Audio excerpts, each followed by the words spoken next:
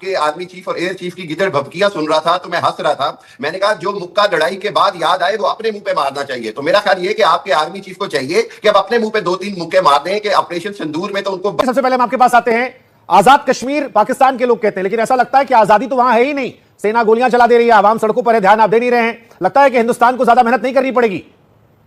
कहानियां सुनाई जा रही हैं। देखें, आजाद कश्मीर के अंदर हालात मुकम्मल तौर पर कंट्रोल में है। वहां की आवाम के जो जायज मुतालबात हैं वो वहां की लोकल सरकार से हैं, जो कि पूरे मांगे पूरी कर दी जाएंगी और की जा रही हैं। और तीसरी बात यह कि कश्मीर का एक एक बच्चा ये कहता है कि हम हर हालत में जीते मरते पाकिस्तान के साथ हैं, और हम जो इंडियन ऑक्युपाइड कश्मीर, श्रीनगर, पुलवामा और जितना भी लेह और लद्दाख सारा है वो इंशाअल्लाह पाकिस्तान का हिस्सा बनेगा। और कश्मीर जो है बदतरीन शिकस्त हुई, उनको हमने धूल चटाई। इंडियन आर्मी चीफ या एयरफोर्स कहता है कि उन्होंने कोई एडवेंचर करना है, तो हमारे फील्ड मार्शल ने तो कहा कि 100 बिस्मिल्लाह आप करें, हम आपको 10 मई से ज्यादा बुरी तरह मारेंगे। ठीक है, गौरव सरकार इंडिया अमेरिका भागी थी, अमेरिका जाके आपने माफी मांगी कि पाकिस्तान से माफी दिलवा दें। थोड़ा 400 सिस्टम तबाह हुआ, आपका जनाब इलेक्ट्रिसिटी का निजाम तबाह हुआ, आपकी जो सिस्टम है, कैमरास हैं, आपकी सिक्योरिटी सारी हैक हो गई। उसके बाद आप राफेल का पूछते हैं कि मलबा कहां गिरा, तो हम तो ये कह रहे हैं कि इंडिया के अंदर ही हमने आपको आपके अंदर जाके घुस के मारा। आप अपना मलबा खुद दिखाएं दुनिया को, आप अपने राफेल पूरे करवा दें। हमारा तो चैलेंज है, हमारा ये है कि हम अपने सारे जहाज सब कुछ गिनती करवाने को तैयार हैं, आप नहीं है तैयार। अच्छा, अब तीसरी बात कर, अभी उन्होंने कहा हमारे यहाँ तो फौज के अंदर इतने कश्मीरी हैं कि हमारा वो फखर है, हमारे माथे का झूमर है। आपका शायद बायस में ये जो बार बार ऑपरेशन सिंदूर की बात करते हैं ना, हम तो खुद कहते हैं कि हमें अमेरिका ने ना रोका होता तो हम दिल्ली समेत, बम्बई समेत आगे तक जाके एक बार इंडिया को हमेशा के लिए ठंडा कर देते। सही बात हम तो ये कहते हैं, हमने देखिए आप पाकिस्तान की कैपेबिलिटी को अगर आप चैलेंज करेंगे ना तो। अस्सलाम वालेकुम नाज़रीन, आप देख रहे हैं ARS न्यूज़ चैनल। नाज़रीन, जैसा कि आप वीडियो में देख चुके हैं कि पाकिस्तान के एक बहादुर शेर ने किस तरह भारत की एयरफोर्स, भारत की फ़ौज की धज्जियां उड़ा दी। नाज़रीन, पाकिस्तान के इस बहादुर शेर ने न सिर्फ भारत की बेइज्जती करी बल्कि गौरव आर्या को भी लाइव शो में जलील कर दिया। नाज़रीन, अगर आप हमारी वीडियो देखना पसंद करते हैं तो हमारे चैनल को सब्सक्राइब करें ताकि हमारी हर आने वाली वीडियो सबसे पहले आपके पास पहुँचे। चलते हैं मुकम्मल वीडियो की जानिब। हम लोग जब प्रूफ की बात करते हैं तो क्योंकि एक एजुकेटेड सोसाइटी है, यहाँ पे पढ़े लिखे लोग हैं और दुनिया भर में भारत के एजुकेशन का डंका है। सिलिकॉन वैली लगभग भारत चलाता है। बड़े बड़े आईटी के और कंपनियों के जो चीफ्स हैं। सर, मेरी रिक्वेस्ट है हामिद साहब, आप मुझे बोलने दें साहब, मैं तो आपके बीच में नहीं बोला सर, प्लीज। तो एक भारत के एजुकेशन का डंका है। तो आप शुभंकर, जब आप या कोई भी एनडीटीवी के एंकर हैं, जब आप प्रूफ की बात करते हैं, you are talking to an educated audience जहां पे प्रूफ की वैल्यू है। आप बात करते हैं सैटेलाइट इमेजरी की, आप बात करते हैं वीडियोस की, आप बात करते हैं प्रूफ की, आप बात करते हैं कि ये जो वीडियो है ये बाहर से इसका फॉरेंसिक हो रखा है इसलिए ये जेन्युइन है। आप यहां पे जाके, चाहे मैक्सआर हो, कोई और प्लेटफॉर्म हो, वहां से जाके आप डाउनलोड कर सकते हैं, ये ओरिजिनल है, राइट? अब प्रॉब्लम यह है कि when you speak to the Pakistanis, वो लोग ये सब कर नहीं पाते। अब ये इन्होंने, पहले में था शिव के साथ एनडीटीवी पर ही, तो साहब ने बोला कि 5 रफेल गिर गए। इनके प्रधानमंत्री कहते हैं 6 रफेल गिर गए, कोई कहता है 3 गिर गए। मुझे एक बात समझ में नहीं आती कि मैं कह रहा हूं 36 है, 36 के 36 अगर आपने हाइपोथेटिकली बात करते हैं, फर्ज कीजिए आपने 36 गिरा ली, ठीक है, शाबाश, वेरी गुड।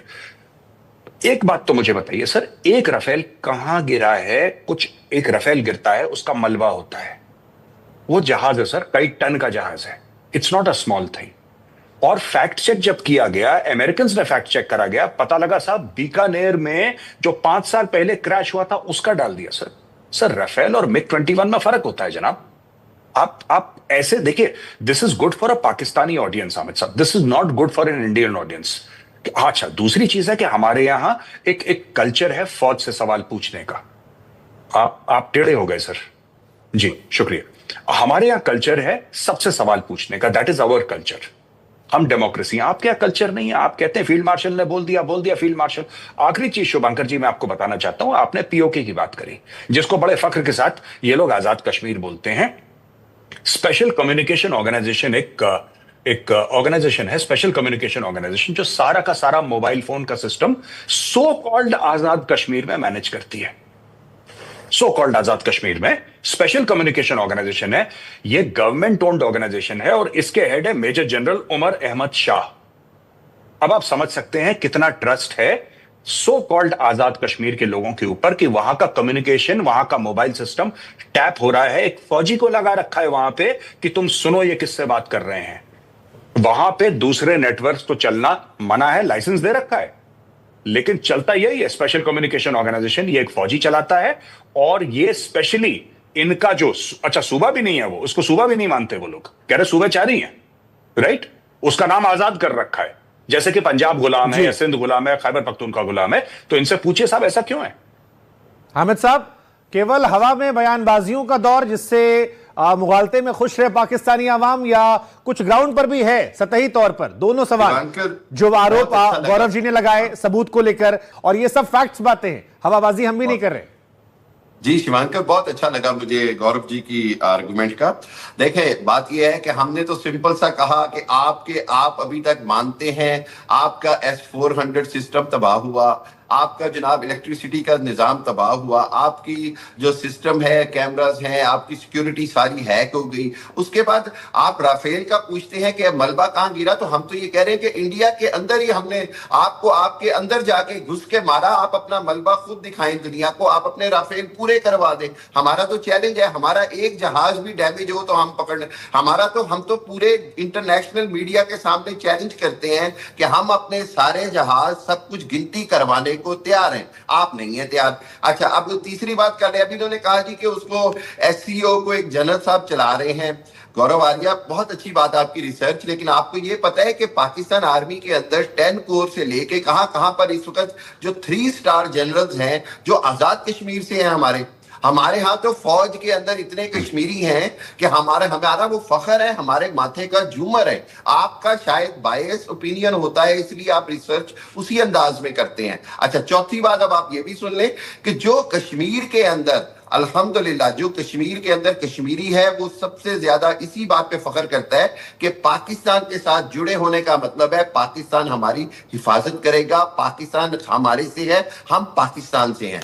अच्छा, और ये भी मैं आपको एक और बात बताता चलूं कि आइंदा आने वाले दिनों में ये जो बार बार ऑपरेशन सिंदूर की बात करते हैं ना, हम तो खुद कहते हैं कि हमें अमेरिका ने ना रोका होता तो हम दिल्ली समेत, बम्बई समेत आगे तक जाके एक बार इंडिया को हमेशा के लिए ठंडा कर देते। सही बात है सर, ये कहते हैं कि अगर ट्रंप की सही बात है गौरव जी। अब थोड़ा मेरा डाइजेशन सिस्टम थोड़ा गड़बड़ हो रहा है मेरा।